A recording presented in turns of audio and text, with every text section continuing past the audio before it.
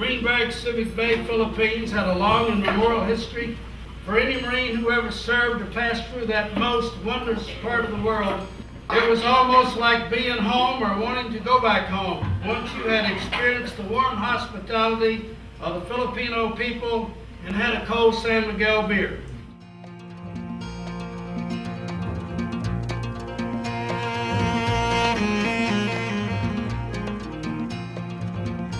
I was in Korea, and I was on the Navy staff in Korea, and got a message from Headquarters Marine Corps, said, would you like to go to Marine Barracks Yokosuka, Japan, or would you like to go to Marine Barracks Subic Bay? Well, I had been to Marine Barracks Yokosuka, Japan. I know it gets very cold there in the wintertime, as it was in Korea, and I said, send me to Subic Bay. One of the best choices I ever made in my life was to go to Marine Barracks Subic Bay.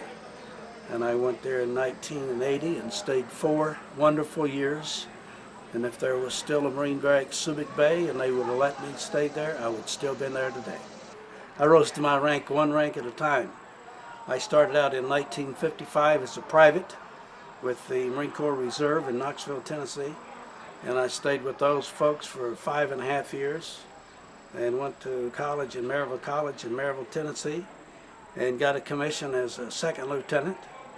And when I graduated from college, I had a wife, 2 kids, and a commission as a 2nd lieutenant, and stayed with the Marine Corps until 1988 when I retired as a Marine Colonel. And enjoyed every day of it. If I could still be a Marine on active duty, I would still be a Marine on active duty. It was a way of life, it's a good life. And I enjoyed every bit of it. When we first got there, we only lived in tents. We had no barracks or anything, so we got there in the monsoons.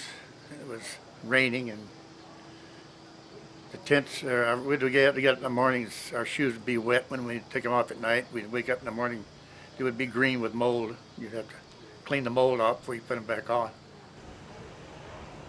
I was there from December of 45 until May of 47. So there was big changes, and we were there when the Philippines got their independence. I'm Bill Brown. Presently I live in Arizona, originally from Brooklyn, New York, and upstate. In about 1992, I was looking just for a couple of old buddies from Subic Bay, and I met George Lunt. And George Lunt lived in California right now. He's up at God knows Heaven's Gates. But George Lunt and I sat in his home with 3 other men. It was sometime in early to mid-1992 that we decided to put together the Subic Bay Marines. And we advertised in our Marine Corps magazine, The Leatherneck. And I had 1 or 2 names, and that started to add up, and it just grew and grew. And for the past, this is our 15th reunion. We've been to all parts of the country, East, Middle, and West United States. In 1999, we went back to Subic Bay, and we've had Marines all the way back that had served there in 1932. B.B. Davis. We had 1 Marine that served there that was Colonel Hanna, but he was a 2nd lieutenant on Wake Island off Japan when the Second World War started. And we have a great history of Marines from all eras. The barracks had to be a great place for Marines because it was the #1 re-enlistment option for the entire United States Marine Corps.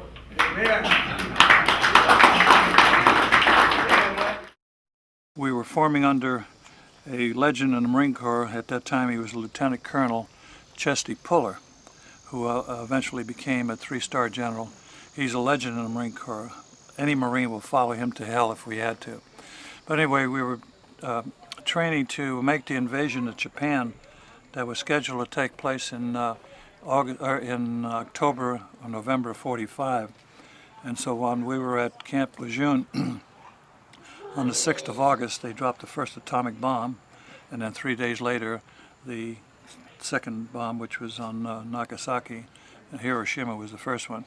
And then on the 2nd of September, the Japanese have finally surrendered. So basically, President Truman making the decision to drop the atomic bomb, which caused the war to come an end, saved my life as well as hundreds of thousands of other American lives, as well as probably untold millions of Japanese, because the war was at an end. So in any event, we did ship out of San Diego, and we went to Guam. And from Guam, then they broke us up. There was about 12 to 15,000 of us Marines, and half of us went to the Philippines, and the other half went to China. You can kind of compare it to an old Western town.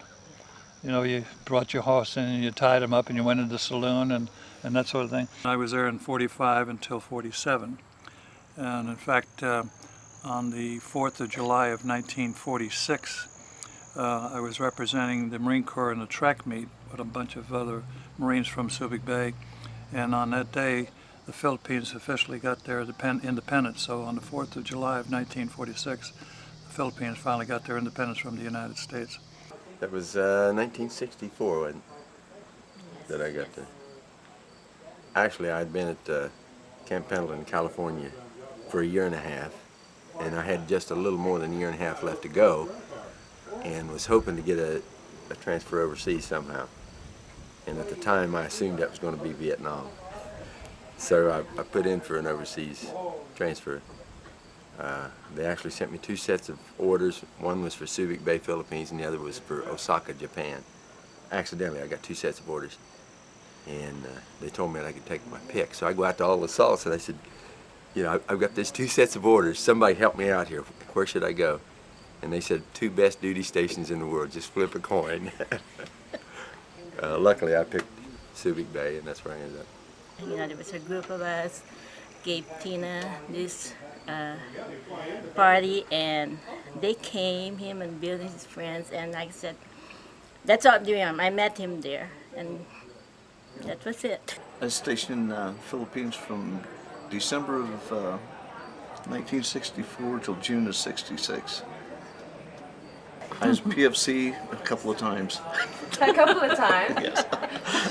Yeah, he got to a point where, you know, he'd get promoted and then his stripe would stay on his sleeve for, what, a week? A few months.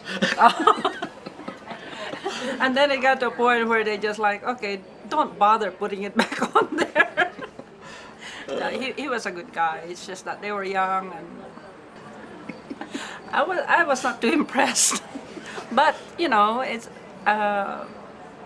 they were the first Americans I actually have met. You know, because I lived in Manila, which is quite a ways from Subic.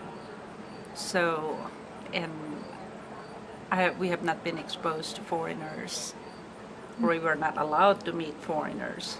Even though we separated at 20, you know, we still kept in contact through the years. Because we did have a son together, and so we never forgot each other. It was one of those things. I was kind of a wild and crazy guy when I got out of the service, and really didn't do my part to make sure that we were reunited like we should have been.